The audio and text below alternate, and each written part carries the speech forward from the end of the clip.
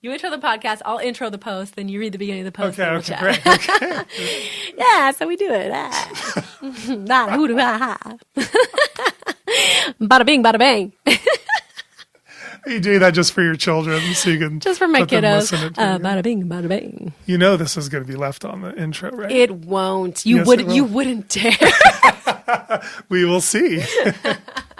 I love it that I'm in charge of I know. editing because Melissa's apparently too busy to do busy, editing yes. with children and stuff. But anyways, yeah, I'll.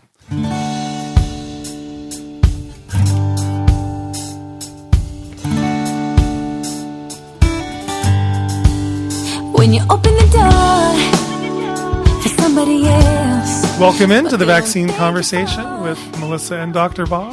Hey guys. It's good to be back. We just had a very fascinating episode, I thought, and I think Melissa thought as well, and hopefully you thought too, and about polio. But today we're And you listened to this about 3 days ago from the time you're hearing this one. So, yeah. If we publish these in order, we don't always publish these in order, but we Most try of the time, to. right? Yeah, most of the time. Anyway, today, what are we talking about today, Melissa? We are not talking about anything yet, Dr. Bob. How are you doing? I am. People want to know. I am doing well. I mean, I woke up this morning super early because I had to finish the book. I had to finish the book I was reading this morning. But I don't know. We're in the midst of this whole California law that they're trying to pass, and I mean, you've described to me what your days are like. You're driving to meet with this person, you're calling these people, you're sending out emails to these people, and my day's the same. I mean, I basically working in the office, but then all my off time is just spent coordinating with people, talking to people, going to legislator meetings, and just it's very draining. But we totally have to do it. Where are you on a 1 to 10? Where am 1 I to on 10? a 10 is 10? like you're feeling great, not about this issue, but just in general. 10 is like feeling great, loving life, and 1 is like it's pretty bad.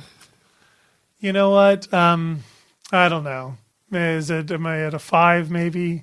I mean, some things are a 9 or 10. Like, I mean, it's so great to have a family. You have a great family and a solid home, and I think that kind of helps, gives you that foundation so that when life is a 2 or a 3 and you're embroiled in, fighting something, it kind of, grounds you and then gives you the energy you need. But yeah, it's draining. How are you holding up with all this?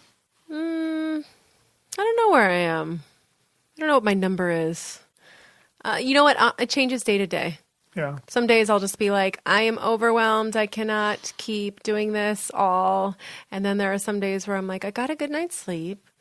Okay, if I can just, I think my biggest thing is I try to focus on too many things. Yes, totally. And so I end up feeling bogged down or overwhelmed with the workload of all of the too many things. Yeah.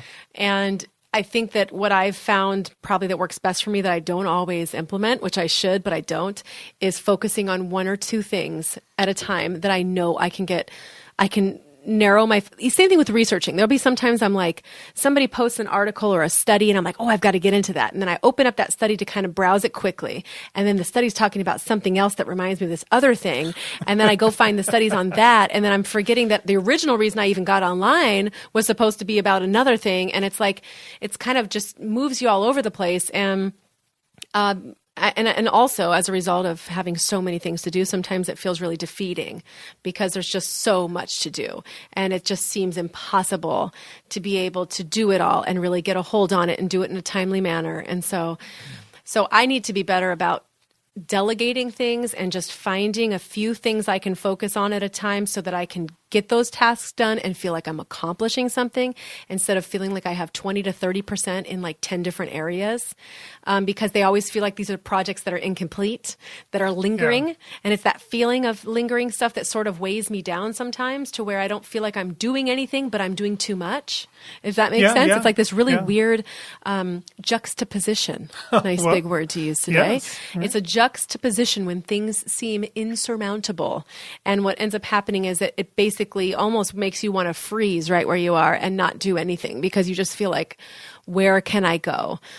So I think, especially as it relates to what's going on now, it's probably best to sort of try to only focus on a couple of things and be comfortable with the fact that you're not going to be able to do it all, and you have to let a lot of it go. And, I'm really so encouraged and so proud of the parents I see all over the country, and in some cases all over the world, that are continuing to fight and to fight for medical freedom and to fight against the idea of medical interventions being mandated, knowing that some children are at harm. I really get inspired and encouraged by what I see from other people. And sometimes you just have to, trust and let go that you're empowering people with as much as you can with information, and that you hope that they're able to carry the torch, as I say sometimes, for you, because it's just, we're individuals. We can't do it all. We cannot be everywhere and do everything and be present for everything and be a part of everything. And nor should we, because, so many of these parents have so much to offer. And I want to be taking in their ideas and taking in their action and direction that they're going with. There's nobody that's like an expert on all this stuff, right? We're all parents who have something to add, and there are a lot of new people this time around who weren't around 4 years ago, and I think that's great. I think that's really great. And so I'm trying to connect with a lot of people who I see that are doing great work and help support them and help get involved in that. But I also am having to decline a lot of things because I realize it's just too hard to do it all. And, this is a lot harder for me this time around because I have 2 kids.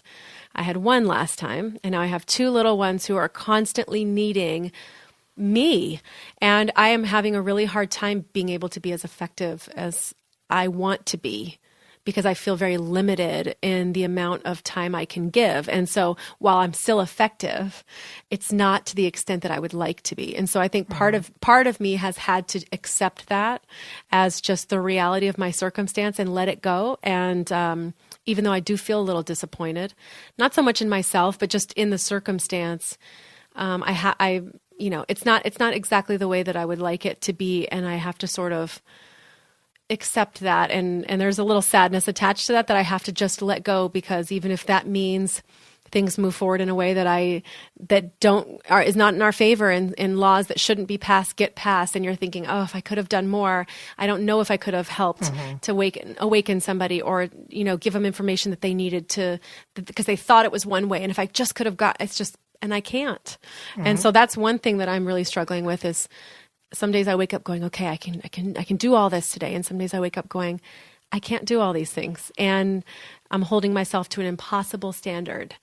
And that is making me feel conflicted about all of it. And so some days I want to just go lie in fetal position and just turn on Netflix and lay in bed all day and just watch movies and pretend like all this isn't happening. Yeah. And then the other part of me is like, I know this is time sensitive. What can I do today?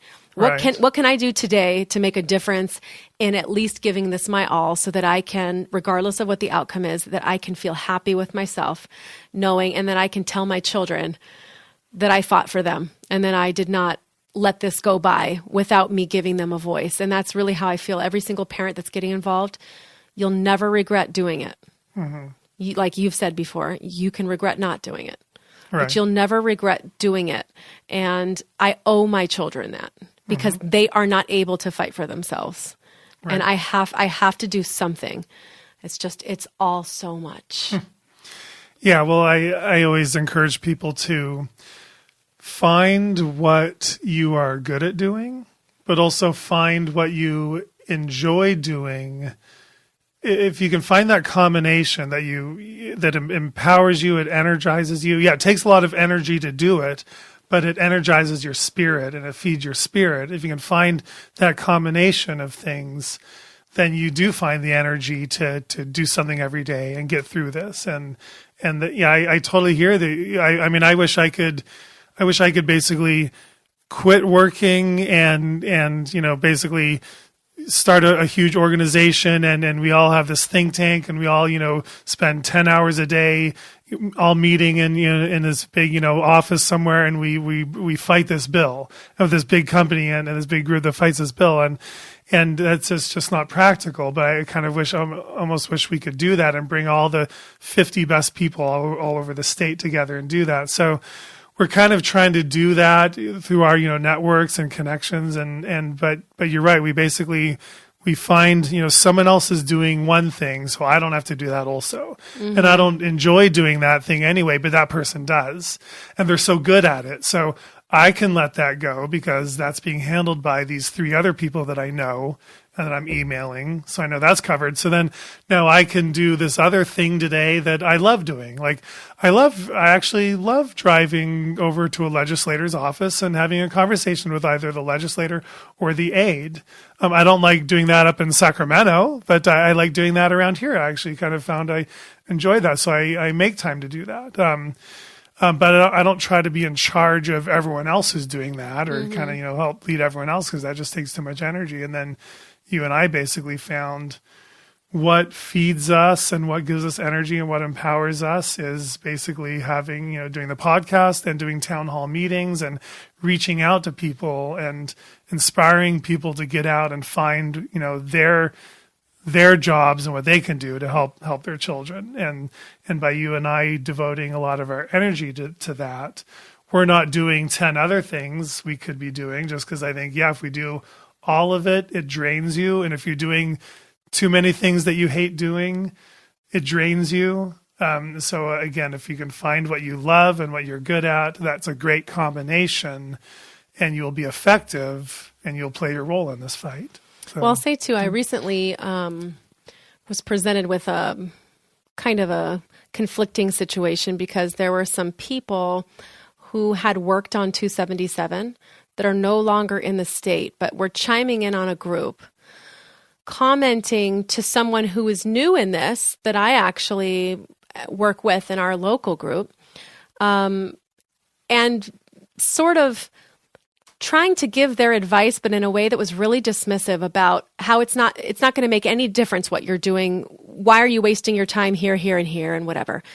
And I was really disheartened by that because, first of all, this girl that I'm talking about went to a town hall, and by the next week, she had her packets printed out, and she met with 3 different reps or their offices between Assembly and Senate. And she went to one of the like coffee talk type things, and then got a one-on-one conversation with the rep that was not even supposed to be about this issue, and she found a way to have the conversation about it.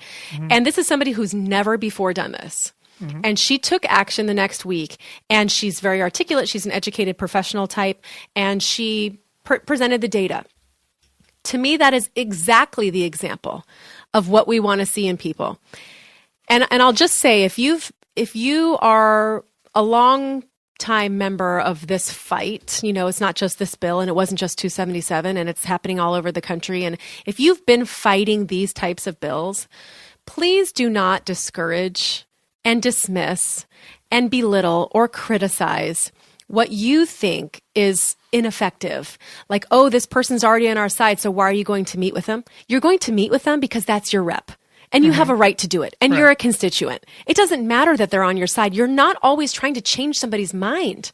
You're trying to share your story. Mm-hmm. That's it. Your story matters. You have a right to tell your story.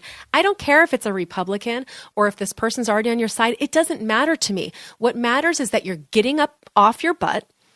You're taking the initiative to schedule an appointment, and you're showing up, and you are getting familiar with the political process, and you are perhaps giving another angle to this that they didn't see before, because every single person speaks differently, and their story's all different. You never know what's going to resonate. So I would just, a plea to those who've been in this for a while: don't discard these new people as somebody who doesn't know as much as you, or they're not doing it the right way or whatever. Let's help support people that are new to this. You can continue to offer the things you think are effective, but don't discard the fact that they're taking action, because taking action is a lot more than most people do. And I'm really proud of every single person, a lot of these new people. I'm proud of every single one of them that I've seen take action. Yes, they don't know how to do it perfectly. Of course not. This is a learning curve. I didn't know anything about this in 2015. You learn as you go.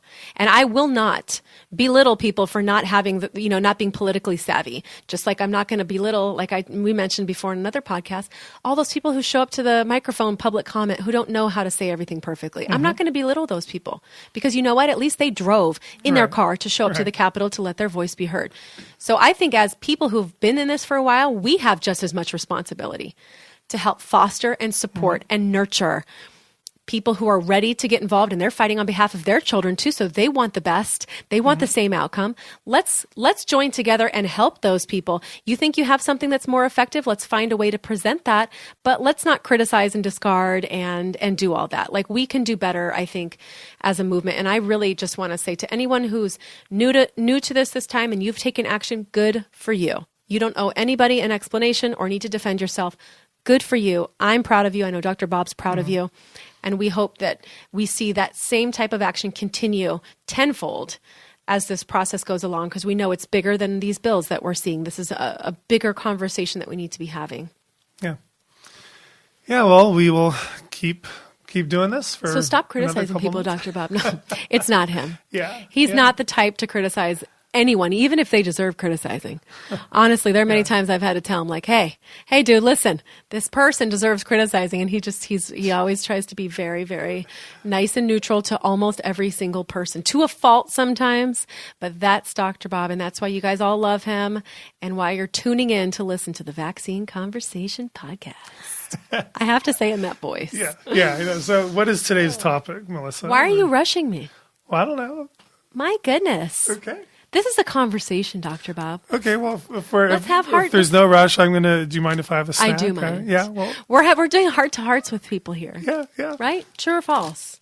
True. If you're going to open it, just open it in the mic. Okay. Let people hear it. I mean, I want to say I want to give a special thank you to Hazel's mom. Hazel's mom brought me this green superfood snack bar. I've never had it before. It's brand new, so I don't know. She only brought me one, so thanks, Hazel's mom. Hazel's mom, you're dropping the ball. But Hazel is somebody new. Bar. Oh, you got a bar? All right, cool. I got my own bar. Let's do this. Here we go. Come on, bar opening. Here we go, everybody.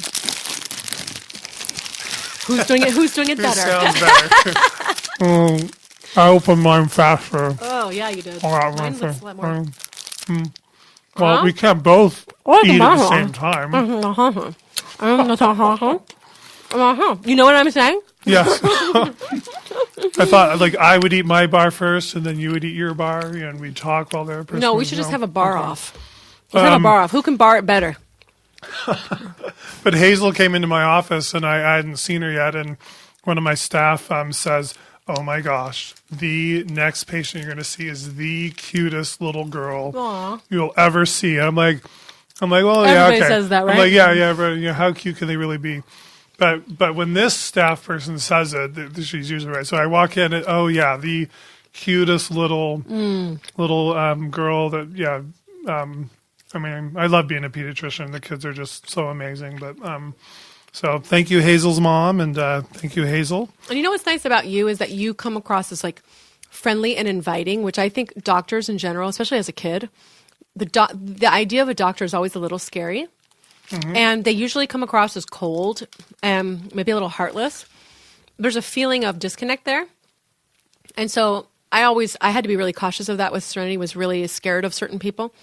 And so I had to think to myself, the idea of coming to someone, what would that feel like for a child? And does that person feel inviting and comfortable and safe? Because as a kid, you forget, they're so small, we're all so big, and this world moves really quickly. And so I think most of your patients probably really feel like you're comfortable for them. Yeah, I try to establish that with each patient as I go in. You like to get down on their level. I've seen you do that. And you usually can't reach the 18-month to 2-year-olds, but besides that age group, I try to. What else do you want to chat about casually, Melissa, before we get to today's topic? Oh, you're eating. Okay, so you're hoping I would say more while you're chewing. You take 2 big bites. You're trying to just hurry up and get this done. You got to take these little bites so you can talk into the mic, and they don't know you're eating. No, I don't snack during professional time, Dr. Bob, so I don't have it down to a science like you. Speaking of science, oh my God, what a great transition. So on a previous episode, we talked about Truth Part 5, which was about the PR machine and how we are involuntarily complicit in this whole idea of creating a narrative around certain issues. And in this case, it's about vaccines and the vaccine debate. But I wrote the next one, Truth Part 6. And again, you can find these on Facebook, hashtag Truth Part 6, or whatever part you're looking for. And this one was really based solely on this idea that we hear all the time. The science is settled. every time I hear that, I just like, part of me just feels like, ugh, because just inherently the idea of science being settled makes absolutely no sense. And so I wrote a little post on it. So I'm going to let Dr. Bob put on his radio voice, and and we'll kind of break it down to a few parts and discuss it a little bit. Again, you can find it on Facebook, not to read along while you're listening. We want good listening ears. But if you want to go back and find it later, it's about the science being settled. And I'll just start with the quote that came for the image, which is Michael Crichton, who's an author and a graduate from Harvard Medical School, by the way. He says, historically, the claim of consensus meaning everybody, we all agree on this one thing. Consensus is a way to avoid debate by claiming that the matter is already settled. There is no such thing as consensus science. If it's consensus, it isn't science. If it's settled, if it's period, end of sentence, this is close the book on this, it cannot be science because we are always getting new information, right? Right. So essentially they're saying science can never be settled. Right. Right. Yeah. So, okay. So here we go. Excuse me. Let me get ready. I'm totally ready over here. Ready? We'll Okay. You've read the science because you are a conscientious parent. You consider yourself a smart person and you like to do your research. And the science is settled according to them and you. While it's very tempting to accept that truth, in air quotes, on face value, I have a few questions I'd like to bring to the table. One, what science have you read exactly? Is it the science they directed you to? Are these the, quotes, peer-reviewed articles and the medical literature that they link on their vaccines are safe and effective page? Would you expect them to link studies that didn't come to the same conclusions they did? Two, who pays for the science that you've read? Who funds the studies that we most often hear about? Is there a possibility that some of these studies are funded by those with a vested interest in the outcome? Is there a chance that studies may be manipulated to achieve a particular finding? Just a teeny tiny chance? Is that a good place to leave off? Yeah, right. That's the first part. So what do you think about that, Dr. Bob? When people say, I've read the science, don't you wonder that? What science have you read, though? Which ones have you read? Of course, if you go to the CDC website and they give you these 3 links to prove that aluminum is not dangerous, or these 3 links to show that vaccines don't cause autism, whatever it is, they're not going to put that link on that website unless it comes to that same conclusion, right? Obviously. And we know that there are thousands of studies. So if they're picking 2 or 3 or 4, whatever it is, and this is their data pool of what they say is going to support their idea, if that's the science you've read, then it's not shocking that you're going to come to the same conclusion, because that science potentially was created to come to that conclusion. Right. Do people, do you think, understand that studies can be done with the intention for a certain outcome and that they have manipulated factors along the way? Do you think people understand that? Yeah. I think people don't understand that. I think people assume that all research that's done is published, and regardless of the outcome, regardless of the findings, and that is so far from the truth. Or that it's all independent. Right, that it's all independent. So if you are a medical center, you're a medical university, and a vaccine company, funds your research, and you do a research product on a certain vaccine, and you spend 2 years doing this research study, and you find this kind of very interesting finding. That pharmaceutical company doesn't have to publish your research.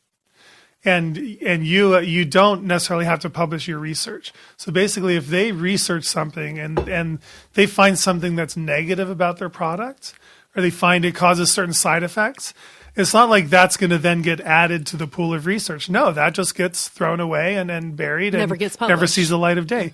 People are only going to publish something if it's funded by a company. It's only going to be published if it's favorable. Favorable, right? Right. Now, and then if the research is done by an independent company, and it finds something that's negative about a certain product. Are we recording? Yeah, we are recording. Yeah, it just started over. I know. Then an independent company could choose to not publish it. And interestingly, what we find nowadays is things that are published by independent groups that are negative about vaccines, you often see them get pulled. Yes. Or get, what's the word? Retracted. Remember the sheep study on aluminum? I just saw that. That was technically retracted. So many things are retracted. But this is the data that they found. But they get that pressure, that severe pressure to retract it. So therefore, as if the study was no longer came to that conclusion. Yeah. So you have to realize no one is ever going to have access to all the science. You only have access to published science. And I know there's got to be a lot of, vaccine safety research, studies that have been done, and then they either, shift the results. We've heard about manipulating the data. We know they've done it. They change the data to get the outcome they want, or they just don't publish it. Right. So think about that. That's one of the parts I'm talking about. Let's say you start out with the intention to prove, like a pharmaceutical company is part of your funding. You want to prove that there is no side effect with X, Y, and Z. You do the study. As you're doing the study, you realize there seems to be a correlation with this particular subpopulation. And because that will not be favorable and may not make the study published, which is like, all this work, all this time, we want to get published. That's a big part of what researchers and scientists want. They want to be published, and this is how they become accredited, right? In a way, with their peers. So if it's not going to get published and it's not going to be favorable, then there is the chance that they just remove that subpopulation out of the data pool. And so then all of a sudden the data pool, instead of 1,600 people, let's say it's now down to 1,200, but out of those 1,200, they didn't see any reactions. And so they continue to publish the study all the way through saying there is no side effect. And even though the 400 kids might have had a side effect, those kids are just now not included. Mm-hmm. And I don't think that people understand that happens. So I think, again, people do tend to think scientists and researchers have no skin in the game. They're just doing a study. Whatever happens with the study is what shows up. They don't realize the kind of influence that comes before the study's even done, and then after that, during the process and after. So at 3 different stages, there is a lot of potential conflict happening. Before the study happens, it's whether or not somebody's even going to allow the study to happen or give you the funding for it, and what outcome we would like to see at the end of this. Mm-hmm. And then halfway through, something's not going right, then let's see how we adjust this. And then at the end, if they couldn't adjust it and it's still not favorable, we're not publishing the science. Or if now it became favorable, then yes, we're going to use this. And this is what will be on your CDC website. I mean, this is my point, is that what you're going to see is going to be potentially not independent. Yeah, and if you want that company to hire you again to do more research, you want to be able to provide useful research to them. So for me, what true research means, like not if you're doing the research, but if you are a layperson and you are studying research, to me that means you're not actually on someone's website reading the research they have there. You're not just like reading a book and seeing the research studies they show you.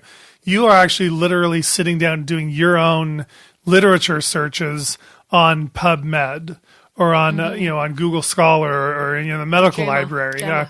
I mean, any medical database you put in, aluminum safety and vaccines, and you then read the actual articles yourself. All of them, different viewpoints, different outcomes. Right, but see. Even those, there's some articles won't even show up in some of those searches. Yeah, the search engines have been If changed. you can get to a medical library database that is objective, you're sitting down and doing all your own research, and you're pulling up articles, reading it yourself. That's true, like, investigation of research, and that's what I did when I set out about this. It started with reading a book, but then I just sat down and read every single research article directly. And a lot of times, that's true research. The studies have their sources where they got that from, and you can go to those studies as well. Yeah, I mean, do not go to the CDC website thinking you've done your research, because that research is going to be completely on one side of it. It doesn't mean that, and maybe some of those things did prove that in that one particular situation. But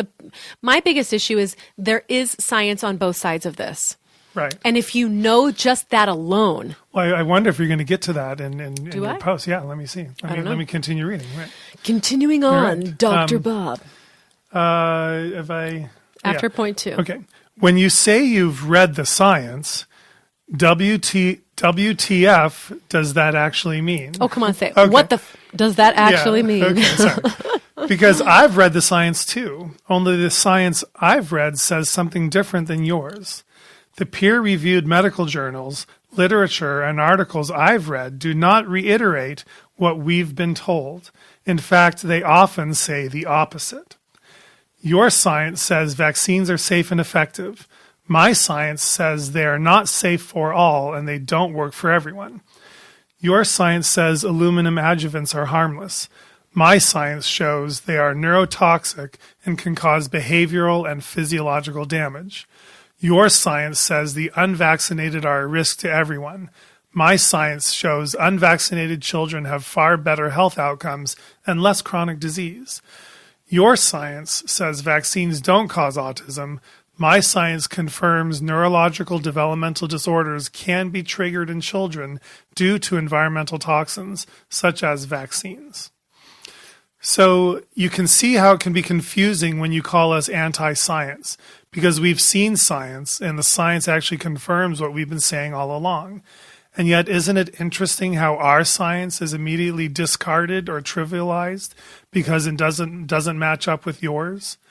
The raw data, the multitude of statistics, and the empirical trends have come to the same conclusion. The story we've all been told isn't the whole story. And that's what we were just talking about with Forrest Moretti on a previous podcast about his book, The Moth and the Iron Lung. Make sure to check that out if you haven't already. This is probably, I'd say, the number one thing. If I had to summarize exactly what I'm trying to do by having this conversation, whether it's on my Facebook page in this post or with people in my real life or this podcast, I just want people to understand that the story that we're being told is not the whole story. That's not to say some of the things they're saying aren't true. Some things are true, but it's not the whole story. And so if you can just open your mind to that fact alone, you can really start to see why there are so many parents that are standing up in opposition and why so many highly educated parents are the ones that are looking into this and saying, well, something's not really adding up here. It cannot possibly be so black and white. It cannot be so one-sided. There are all these parents saying something else, something different. This cannot be true. So if you can just open your eyes or the eyes of your family and friends to the fact that the entire story is not being told, that's a great place to start. Mm-hmm. Yeah, and my take on, the your science versus my science is, I would actually say, I think both sides are correct. Right. I think your science is correct and our science is correct. There is science that shows vaccines are safe and effective. And there is also science that shows vaccines cause severe reactions and they don't always work. So what I don't get is why... It has to be one or the other. Right, it has to be. Why can't it be all the science? It is both. It's so true. When people say vaccines work to reduce disease, and they say, and vaccines harmed my child, both of those things are true. They can work to reduce incidence of disease, and they can harm children. Both of these truths exist at the same time. And what the media or this coordinated effort is for it to make it seem like one has to be true or the other. If you believe that they work, then you can never believe they hurt people. If you believe they hurt people, then you can never believe that they work. But the truth is, both of those things are correct. Right. And I think the truth is uncomfortable and problematic if you have an agenda where you're trying to make vaccines mandatory for everybody. But it's also problematic if you are trying to get everyone to accept the vaccination program. It's problematic to admit that there's of course potential harm. So you have to make it seem like it's one side. Right. But I think most people that have friends on their Facebook page that are posting about the danger of vaccines, or have friends on their Facebook page that are posting about how measles is coming back and we need to get stricter with our laws, it's like you can see you respect both of the people that posted those, right? These are people who are your friends or family because they're on your Facebook page. You respect each of those people. You have to wonder why each of these people is coming to that particular belief system. And if there is truth to both of them, then how can we make this a black and white mandate kind of situation? Because there is truth on both sides. Honestly, the parents like myself that have gotten involved in this, all we want to do is be validated that our children exist. Right. And that there are children like ours that exist that have been hurt. I understand you think that this is what I said the other day on a post, that pharmaceutical products have saved the world. I understand that you believe that vaccines are amazing, but we can also agree that all pharmaceutical products cause side effects or damage to some children. Right. Again, you are both right. Both right. You're both right. And I will say an area where I actually would say the pro-mandate side is actually wrong, though, is that they'll assume there is science on certain things, that they assume the science has to be there, because they've been told. Yeah, there's all these claims. So, for example, your science says aluminum adjuvants are harmless.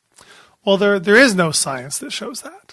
There's not a single research study that has examined aluminum and showed that it is harmless. Not even one. But the pro-mandate side says there has to be. How can there not be science that proves it's harmless? Otherwise, because the CDC says it. CDC says it. My doctor says it. We couldn't put it in vaccines if they hadn't proved it's harmless. They've done a few token studies that failed to show any harm. It's because the study wasn't done in a way that would find harm. And so because they haven't really done the study, they're just making assumptions. Well, it has to be safe because our study didn't show any harm. But again, when it comes to aluminum, the number of articles that are pretend studies that fail to find harm, there's probably 3 or 4 studies. The number of aluminum studies that do show for sure there is harm, it's like many dozens. It's like 20, or they do 30, the study on ingested studies. Aluminum, right? Saying right. ingested aluminum isn't risky, right. but right. injected aluminum, So there's always an angle that they put on it, so that creates the assumption. So there are a lot of assumptions for the outcome that they want. And you know what? On our side, the side that shows vaccines do cause reactions, the vaccines have risk, and the chemical ingredients are questionable. We're not making a lot of assumptions because there is a lot of research there. And I think the one assumption we're not making is that vaccines are safe for everybody. Well, and I think that most people wouldn't even know about any of this had it not happened to them or somebody that they loved.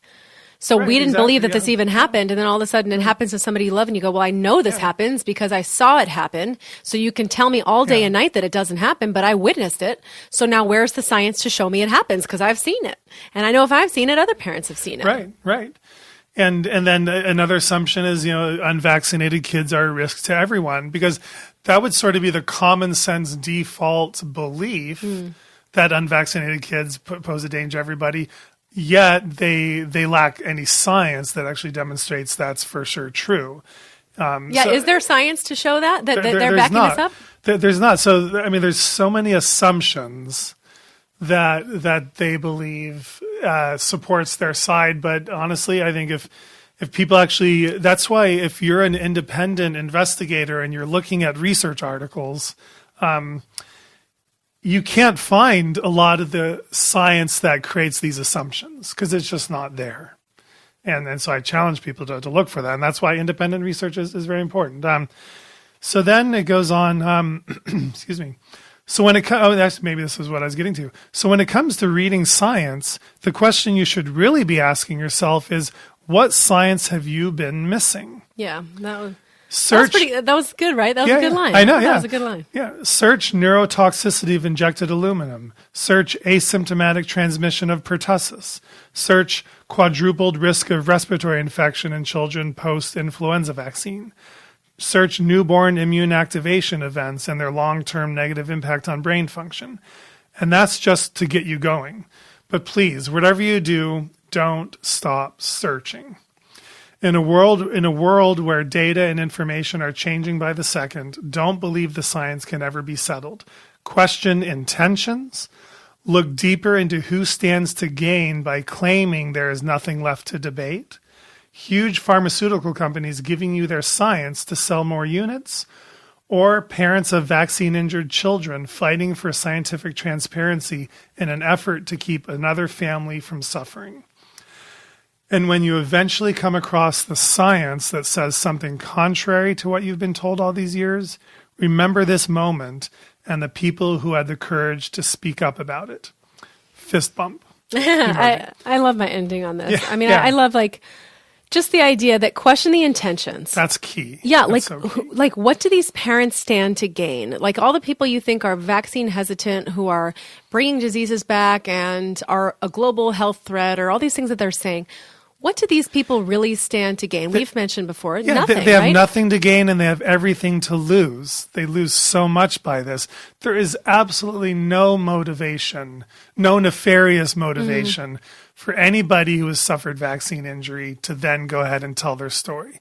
Again, but there is everything to gain by the other side discounting it, covering it up, not wanting people to talk about it. So you really do have to look at motivation, and motivation is key behind It's a science. big part of it because as it relates to this idea of censorship and people wanting to stop the conversation, what would be the intention and motivation there if you were really so sure of your science? Why would you have to squash the conversation? And so what I say in there is you question intentions, look deeper into who stands to gain by claiming there's nothing left to debate. Like, that's one of the things I hear all the time. Vaccines, it's been proven that vaccines don't cause autism. That debate is closed. That science has been settled and it's done on that. As if there is no possible way that any new information in the future will ever come out that will give more insight or information onto why so many children have these neurodevelopmental disorders resulting as, after several vaccines at one time or a certain particular live activation, immune activation event. If somebody's going to sit there and say, there's nothing left to debate, it makes me wonder what they're hiding. That's what I think of, because I think if you were so certain, you'd have no problem talking about it. If you want people to stop talking about it, then to me that means you're not so certain. And then it says these huge companies are selling more units, or these parents that are just trying to keep another family from going through what they went through. That's the other thing. I get a lot of people attacking me for doing this podcast or whatever I do, saying you shouldn't be convincing people not to vaccinate. I had somebody on my Instagram say that. You're giving people the wrong information to make them not vaccinate. I'm like, I'm not telling anybody to not vaccinate. I'm just giving information. And the information I'm trying to give to parents is the information I was never given as a parent. So whatever you choose to do is your choice, but you have a right to know all parts of the story so that you can make your informed decision. I am not running around telling everybody don't vaccinate, down with the whole vaccine program. This is what they assume. As soon as you question something, as soon as you bring to light, like, oh, well, actually, the pertussis outbreak is, all vaccinated children are involved in that pertussis outbreak. Right away, people are like, well, so what are you saying? If we're going to have diseases come back, if people don't, it's like, listen, all I'm saying is, again, like, these two things are happening, are both true. Right. People are vaccinated, they're getting pertussis. That's true. And also, vaccines can still reduce the incidence of certain disease. That's true too. And you can still choose to vaccinate. That's true too. But you shouldn't force everybody to do it knowing that there's some harm. That's true too. Like, all of these things are happening simultaneously. And I think intention is a big part of it, and just being open-minded enough to realize that there's another side of this. And then I love the ending, it says when you love your own ending. I love my own ending. Hey, I spend time on these things, by the way. I work for a couple days, trying to work on the language, because I'm not a writer. I don't consider myself a writer or a good writer. I was never a writer in high school, didn't like creative writing, did not like any of that stuff. But I like to say things a certain way, and I want it to read like you're having a conversation with somebody. So I try to make the language sound like I'm saying it or I was talking to somebody. Yeah. So I try to really work on the right words to say that will make it come across the way that I want and make it sound the way that I want. And so just the ending where it says, when you do come across that science as something contrary that you've been told, remember all the people who had the courage to speak out about it. These are the people who are getting berated and criticized and dismissed every single day for just telling what they know to be true and showing true science. So, when it comes to this whole issue, we've said it several times, information is powerful. Truth is important. It doesn't matter if it destroys the narrative. My responsibility is to my children. My responsibility is to help other parents. I don't care whose reputation is going to be smeared if the truth really comes out. And you can see that so much of what's happening is to kind of maintain a clean image of the vaccine program. It's like, can we do better? Is there a way to change the vaccine program a little bit to maybe reduce the amount of injury that we see and still allow all those that voluntarily want to vaccinate, which is more than 95% of the country, that voluntarily choose to do all these different doses? Could we reduce the schedule? Could we reduce the schedule a little bit? I think we could. I think there are a lot of things we could make optional that should not be required for school entry. Should we look at genetic history? Should there be a better process for finding out which children could be harmed? Is that even possible? I mean, maybe on some level, but not entirely. Some of this is very arbitrary, and some of these, underlying genetic things you don't know until it's too late. And all those things have to be included. What would be the best decision for society? We have to move forward, but we can't ignore by just saying the science is settled. We can't just ignore this other side of the conversation. We have to include it. Yeah, and I want to read my little intro, kind of like what I took home from this when I shared it on my page. When clear and objective minds look at all the science instead of simply believing the bought and paid for science that is fed to them, such minds all seem to agree on one thing. The science is far from settled, and it's even beginning to settle in the other direction. And what I mean by that is more and more researchers are publishing information about problems with vaccines, vaccine reactions, and the reality of vaccine reactions, and the reality of aluminum toxicity, and what the scientifically demonstratable problems are with vaccines. And that is starting to shift. And we're seeing more and more of that, published. And again, I know people that work in medical centers, in the U.S. and other countries that are publishing, toxicity about vaccines and doing a lot of animal research that's showing various, toxic effects of vaccines. Why on earth would they be doing that? When it puts their careers on the line, it puts the funding for research on the line, they could lose their jobs. They get stonewalled, yeah. Right. They could, kicked out, they could be, blacklisted in their profession, and why am I talking about this again? These are the true scientists. These are the pure scientists that are simply, doing the research to, on our current, mainstream medical system to try to demonstrate that either it is safe or that there are problems with it. And I think we're seeing, the public is beginning to realize that the science is not settled and it's definitely not one-sided. And I think the more we talk about it, the more that open-minded people talk about it and they look at the problems with the science that has been bought and paid for, that maybe we can have a better conversation about this. And we can prevent this, again, from becoming mandatory. So I think that's probably one of our motivations is to simply stop these from becoming mandatory for people.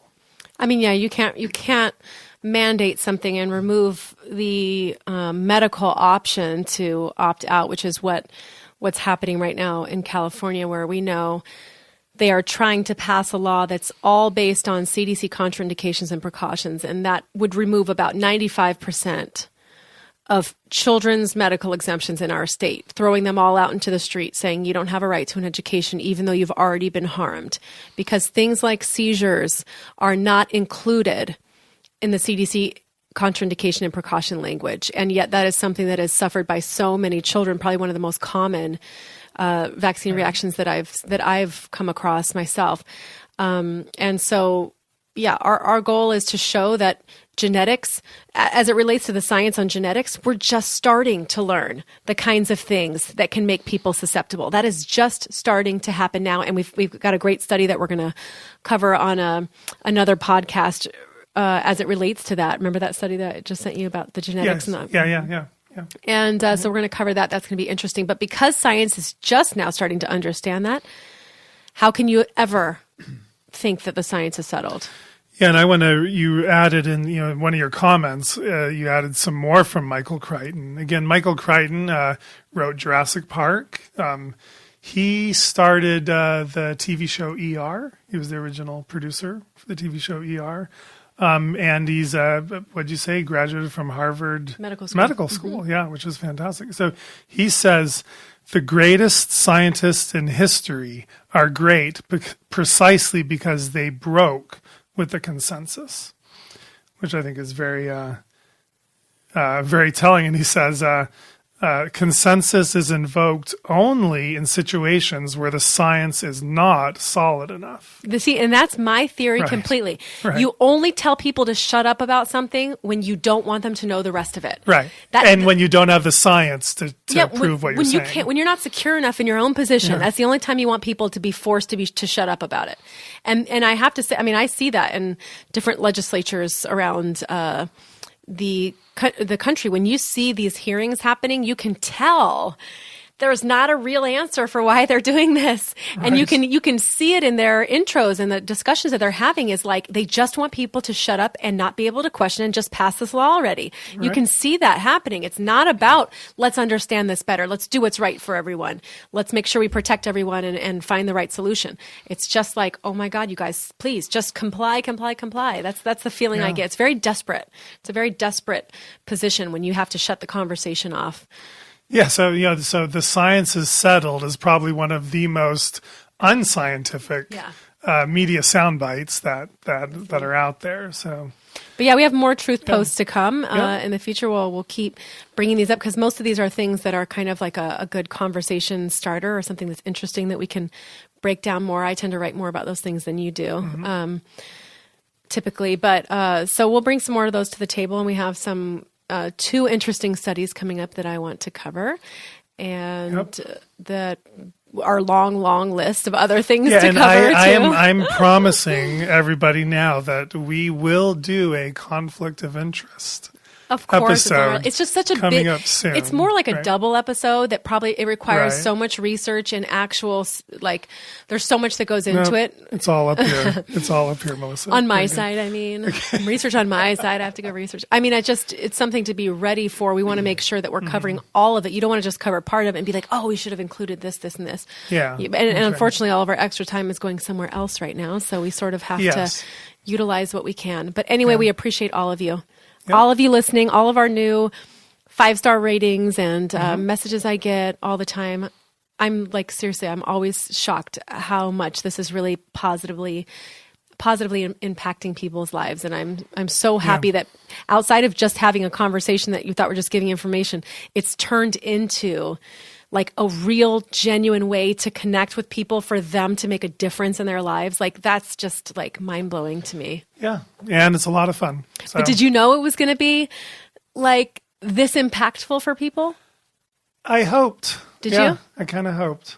Do you get people? Do people message you or comment and stuff about it? Do you ever get? Do people know? They probably don't know how to message you. Do people in your office come in and say, "Oh yeah, to the podcast? Oh yeah, no, lots of patients. Oh, I'm always embarrassed too. That's I don't know. funny. Yeah, I'm always like they say, "Oh, I love the podcast," and I don't know, it just kind of makes me blush a little bit, I guess, because I don't know. I guess it's fun to be in here doing this, but yeah, and I love getting comments and messages online and Facebook. But I guess when someone says it in person, I don't know. It's more like. I don't know. I want to be your pediatrician and not your podcast. So I don't know. I got like recognized 3 different times last week where people walked up to me at places like, are you Melissa? Like they recognized me and were like, oh, I listened to the podcast, or oh, I pay attention to your Facebook page, and thank you so much. And it was so funny. I'm like just at a park in a city, like somewhere. Like that's also kind of weird to me because this is not one of those things that we can claim as like, oh, yay, we put in all this work and we're excited to have this kind of quote unquote notoriety. It's like you don't really want to have notoriety on this issue, and you don't really want to necessarily put your name and face on something, but you also want to make a difference. And so in that way, it's almost like you want to be this quiet, impactful person. Yeah. And so it is funny when somebody in person says something to you and kind of, but I think we've had so much positive feedback from this. And I'm really thrilled that if you're one of the ones I'm talking to, and you're one of the ones that has messaged me, or someone like you that basically sits at home and you've not felt confident on this, and after listening to all of our episodes that you feel like you're more empowered to have this conversation, it's like, you are exactly who we're doing it for.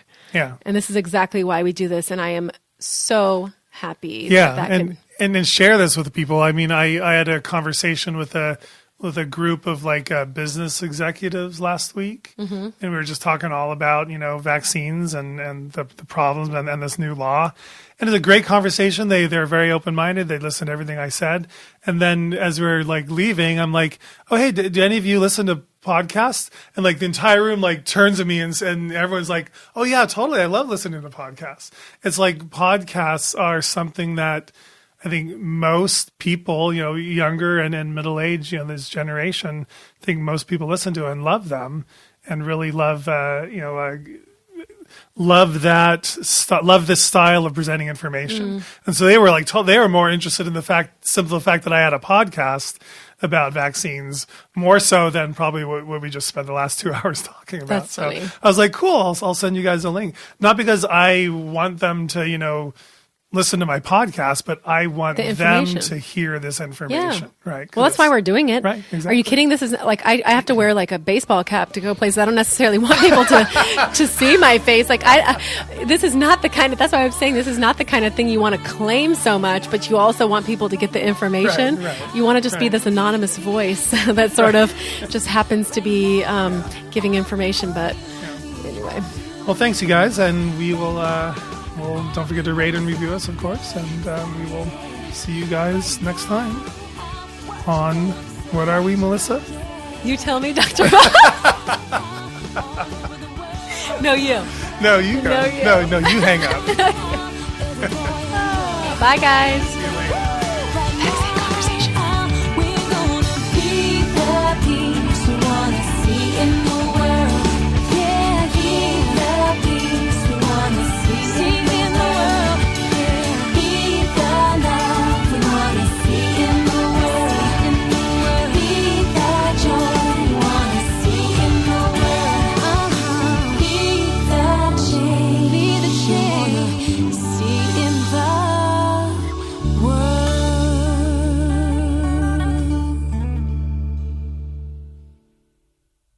The information in this podcast is for entertainment purposes only. It is not intended as medical advice. Always consult your healthcare professional for information on vaccines and infectious diseases.